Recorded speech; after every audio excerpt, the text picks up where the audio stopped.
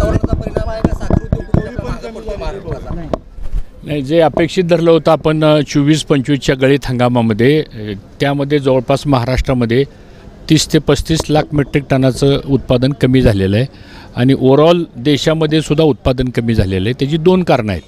एक, आपल्याकडं ऑक्टोबर-नोव्हेंबरला जो पाऊस झाला त्याच्यामुळं ऊसाची वाढ झाली नाही, लवकर तुरे फुटले आणि त्यामुळं उत्पादन टनेजमध्ये आणि रिकव्हरीमध्ये मार खाल्ला. उत्तर प्रदेशमध्ये सुद्धा जी त्यांनी 238ची जी व्हरायटी आणली होती त्याला पण मोठ्या प्रमाणात रोगराई व्हायरस लागल्यामुळं त्यामुळं उत्पादनामध्ये घट झालेली ही गोष्ट खरी आहे. राज्याचं किती नुकसान अंदाजे यामध्ये? आज महाराष्ट्रामध्ये आम्ही अपेक्षित धरलं होतं ते जवळजवळ 100 लाख मेट्रिक टनाच्या पुढं आपण जाऊ, पण दुर्दैवानं आपण साधारणतः 58-59 लाख मेट्रिक टनापर्यंतच आपण आलेलो आहे.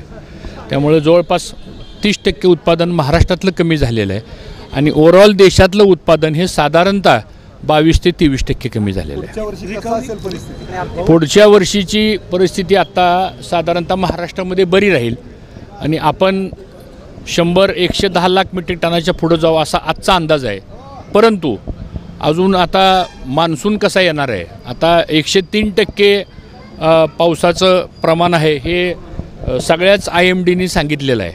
त्यामुळे ते जर व्यवस्थित झालं आणि पाऊस जर चांगला झाला आणि परतीचा मान्सून पण चांगला झाला तर मला असं वाटतं आपण ह्या वर्षी उत्पादन चांगलं करू. राज्यात ज्या पद्धतीने दोन ठाकरे बंधू एक यायला लागलेले आपण पाहुणे आहेत त्यांचे, काय वाटतं एकत्र येणं चांगलं आहे महाराष्ट्राच्या दृष्टीने? मला असं वाटतं महाराष्ट्राच्या हिताच्या दृष्टीने राजकारणामध्ये असे काही दोन्ही बंधूंनी काल सांगितलेलं आहे आणि त्यांचे मतभेद किंवा जे काही स्थानिक काही त्यांचे आपसातले काही विषय असतील ते संपून जर एकत्र येत असतील तर निश्चितच त्याचं आम्ही स्वागत करू. माहितीवर काय परिणाम होऊ शकतो भविष्यकाळात राजकीय आगामी स्थानिक स्वराज्य संस्थांच्या? असं आहे की ज्यावेळेस दोन्ही ठाकरेंची ताकद महाराष्ट्रामध्ये एकत्र येईल आणि महाराष्ट्रातला सगळा मराठी माणूस ज्यावेळेस एकत्र येईल त्यावेळेस त्याचे काय परिणाम होतील हे काय वेगळं सांगण्याची आवश्यकता नाही आहे.